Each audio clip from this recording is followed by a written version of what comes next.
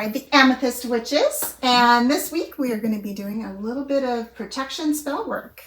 That's right, and we're going to use ingredients that you probably have at home or that would be easy for you to get. And yeah, we're going to make a little spell jar, so stick with us. Right, so we've got our ingredients here that we're going to be using in the spell today. And I suggest that you ground and center yourself first and formulate the intent of your spell.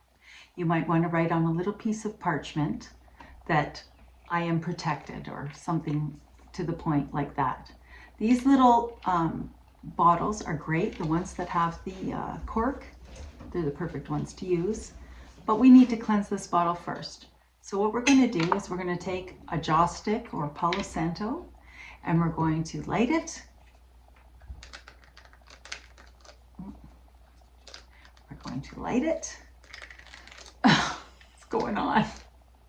What am I doing wrong? I have to hold this. I'm sorry, this is not my lighter, so I'm not used to it. That's okay, I can edit that. Okay. I'm gonna get some fire going here. This Palo Santo. And once it's nice and lit, and you've got a nice coal on there. Blow it out. And then we're going to sense the inside and outside of our jar. Okay, we want to make sure that we've got all residual energies out of that jar so that we're starting with a nice clean vessel. We also might want to just cleanse our working area with the incense or Palo Santo. I like to go around 3 times sunwise around my working space. Let's get a little more smoke into that vessel so that it's nice and cleansed. And make sure that you also cleanse the cork. Okay, so now that's all cleansed. And I'm just going to put my Palo Santo here in the fire safe shell, the abalone shell. I'm going to blow out the rest of that smoke. And we're going to start with salt. Okay, you can use sea salt or you can use black salt. We make this black salt by burning in a fire safe cauldron protective herbs. We burned them to ash. We added it to our sea salt, and then we also added in activated charcoal. We mix that all together to make the black salt. So that's what I'm going to use.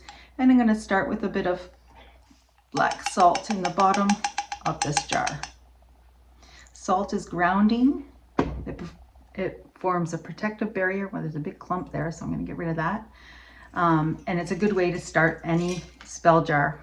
You will make a bit of a mess. Don't worry about it. It's okay. A little bit of black salt in the bottom. So that is what we've got so far. After that, I'm going to add something else that you probably have around home, but you might have to prepare this ahead of time. And this is eggshell.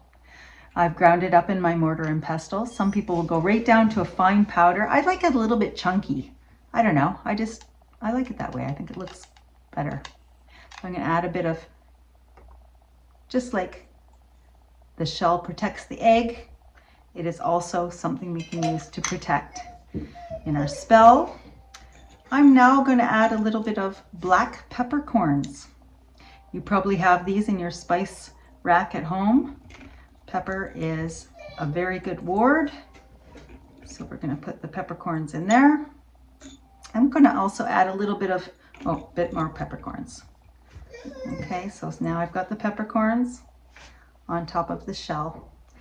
And now I'm going to add some cloves. Cloves are also good. They ward against evil.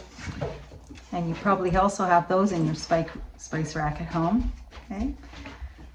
I like to go with my spices first and then I'll add my herbs. I'm going to add a little bit of cinnamon. I've got a cinnamon stick here. I'm going to break it. Oh, there we go. I'm going to break a bit of cinnamon. I'm not going to use the other one because that one's very stiff. A bit of cinnamon in there. So we started with the black salt, then we went with eggshell. Now we're putting in our spices. And now we're going to go with our plant material herbs, okay? I had some little jars at home, so I just filled them with some herbs. This one is sage. I'm going to put a bit of sage in there. Sage is known to be a protective herb. We burn sage, don't we, when we do smudging or things like that. So we know that's a good clearer. So a bit of sage in there. And now I'm going to put a bit of basil. Now, if you don't have some of these things at home, basil is also called tulsi. And this basil I grew in my own garden, and the sage as well. So that's another thing that's kind of fun to do as gardening season is coming upon us, is to, grow some of these herbs. And then you don't have to go looking for them. You'll have them right at home. You could dry them yourself. And even when you're planting the plants, you can do a little dedication of the plant saying, I charge you to protect me, and I will be using you in my magical workings. This is rosemary I'm adding in now, which I also grew from my home garden. And so we've got sage, we've got rosemary. These are all things, and if you don't have, if you didn't grow your own herbs like I did, I'm sure you can get this in any grocery store, just in the spice rack. That's the beauty of it. Okay. Now, ahead of time, you would have wanted to consecrate all these herbs, draw an invoking pentagram over them. This is a bay leaf I'm crushing up and put it in there for protection. And as you're adding each thing to the jar, you're thinking about the intent of the spell, and you're thinking about what this herb is doing for you. Now, another thing I'm going to put in here is some juniper. Juniper that I just picked when I was out on a walk. I saw a juniper tree with the berries, and I thought, I'm going to pick that because I'm going to use it for my magic spells. And here I am using it right now. Oh, another thing I wanted to put in there was mugwort. Now this I bought at the witchy store in town. I don't have mugwort in my garden. Well, I should grow some this year. And I'm going to add a little mugwort there. It's known to be a very good protective herb. It's from the mint family. It's also good. People use it in dream charm bags for prophetic dreams. Oh, look at my spell jar. Isn't that looking wonderful? Now, I'm going to add one more thing that you probably won't have in your spice rack. And this is, I have a few rowan berries I'm going to put in there. And this takes a bit of forethought. You got to pick the rowan berries in the fall when the trees are laden with berries. I just think it's going to look really pretty to have a nice red rowan berries there along with my juniper berries at the top. Okay, it's almost done. I'm going to use this little piece of cinnamon to poke it down a bit because there's something I want to add at the very end, and that is some protective crystals. So if you go to a rock crystal store or a witchy store, they'll probably have little chips of crystals. You need tiny ones if you're going to do a small little jar like this. You can use, oops, I keep dropping it.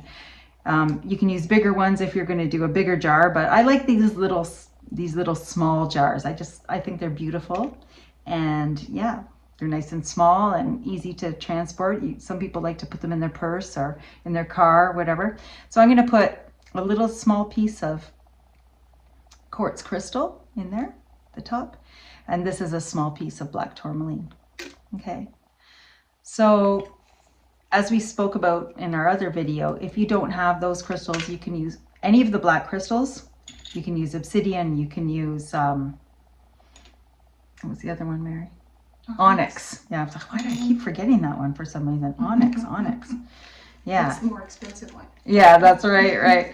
Or you can use amethyst, you can use, even just a clear quartz crystal or a citrine, any of the quartz, smoky quartz, also good. Okay, now our spell is complete. You might want to add a little sigil in there. You might want to add a little rolled up scroll of paper that says, I am protected. Okay, or you can make that statement into a sigil and put it in there. Or you could put that sigil, draw it on the top. Now what I will do now is I will cork it. I will probably do some candle magic with a black candle.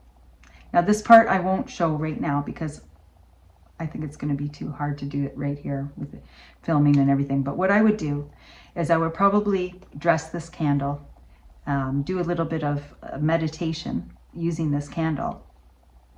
And then I would when the candle is heated up and the wax is dripping, I would pour black wax on the top, let the wax drip down the sides.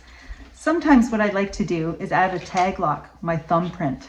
So when the wax is still nice and soft, I will put my thumbprint on that so that the spell knows that it's for me. And then when the wax is still soft, I might heat it up again with a lighter or something, and then I will add a little crystal on the top of black tourmaline as well. And that's your spell. And some people like to dress them up, put a little black ribbon on it. This is an old earring. I love these earrings, but I lost one of them. So I could use this little charm or any little charm that you might have and add that on with a little piece of ribbon. Okay, a little pentagram on there or any other kind of charm that you might have. And that would be your protective bottle. Okay, and you can, some people will also hot glue on the cork if they're going to carry it on their person and in their purse to make sure that that it doesn't come apart and you get contents, herbs and crystals and things everywhere all over the place. So you could hot glue it if you wanted to, but usually the wax will act as a glue. Okay, so there's our finished little spell. Now it's not completely finished. I would, like I said, I would put the hot wax on to seal it and maybe saying a little incantation over it. Do whatever you think is right, and you don't have to fill it right to the top either. Okay, that's another thing. Use what you have at home. Don't think you need to have special ingredients. You don't even need to add crystals, although the crystal acts as a bit of a battery to give it some more power. But if you don't have the crystals, it could just be the herbs, the black salt, or you can use regular salt. You can use table salt if that's all you have, okay? But use some kind of salt at the base. And that is our spell jar. Okay, I'm back at home now at my altar, and I've got the black candle burning. I'm holding in my hand the finished spell jar, which I am concentrating my will and my energy upon the purpose of what the spell is set out to do, which is to provide protection, both on the psychic astral realm and on the earthly realm. So here is my finished, I would rub my hands together, generate energy, hold the spell bottle while I concentrate my will upon it, and I will let this candle burn out all the way in my little fire safe candle holder, which is especially for spell candles. I'm using a black candle because black repels negativity, but you can use any color of candle. If you don't have black, probably white is best. And here's my finished spell bottle, which I have sealed with the black wax. And you can see all the things we put in it: the black salt, the eggshell, the cloves, the peppercorns, and right up to all the herbs and the juniper and things. And there's some little crystals in there. I did put a black tourmaline on top of the black wax as well. So there's my finished spell bottle. And I'll probably put this in my bedroom next to my bed. Yeah, so that's it. That's the finished spell. I hope you find this video useful and make your own spell bottle and let us know how it works out. Okay. And that does it for today. Hopefully you enjoyed doing that spell bottle with us, and you'll join us back here again. Yes. So like and subscribe. Thanks for watching. Bye.